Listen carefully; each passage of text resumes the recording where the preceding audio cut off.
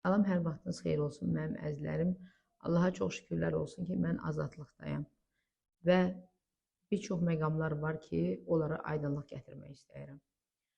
Mənim əzizlərim, mən azadlığa çıxdıqdan sonra sosial şəbəkələrdə baxdım və gördüm ki, mənim işimlə bağlı polisə və xüsusən də cənab nazir Vilayət Eyvazova qarşı həqiqətə uyğun olmayan qarayağma xarakterli fikirlər yayılıb.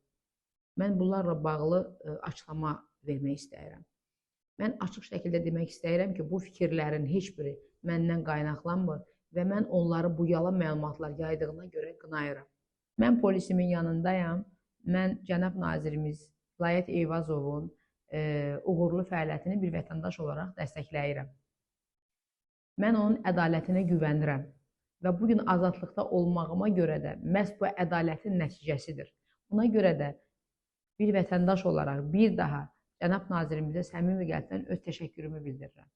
Və fürsətdən istifadə edərək onu da demək istəyirəm ki, mənim işimlə bağlı bəzi məqamlar var ki, mən şəxsən bunu cənab nazirimizə çatdırmaq istəyirəm. Eyni zamanda da ona birbaşa öz təşəkkürümü bildirmək istəyirəm.